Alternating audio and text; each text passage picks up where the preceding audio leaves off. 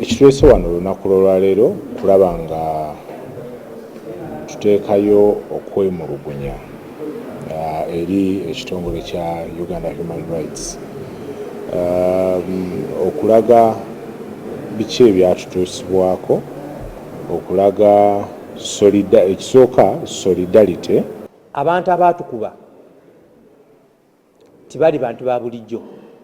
Abantu abaatukuba bali bambadde uniforms ez'amagye era nga guliko n'ebendera ya Uganda gye tuwa ekitiibwa bulungi nnyo, era abantu betuwa omusaala ku musolo gwaffe. Ekyokubiri, amagye agaatukuba galina abakulu ababakulira akakiiko, twagala akakiiko kano nenkereze. We just want to accountability that these people, wherever they are, they can be held accountable. Tetusuubira obwenkanya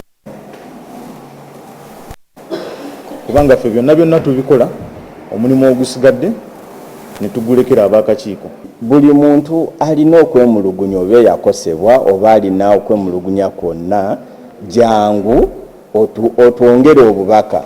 Sofa tulina bye tulina naye tukyetaaga buli muntu okujja tuveeyo ne lipooti ey'enkomeredde ng'erimu buli kimu. So tukyanoonyereza.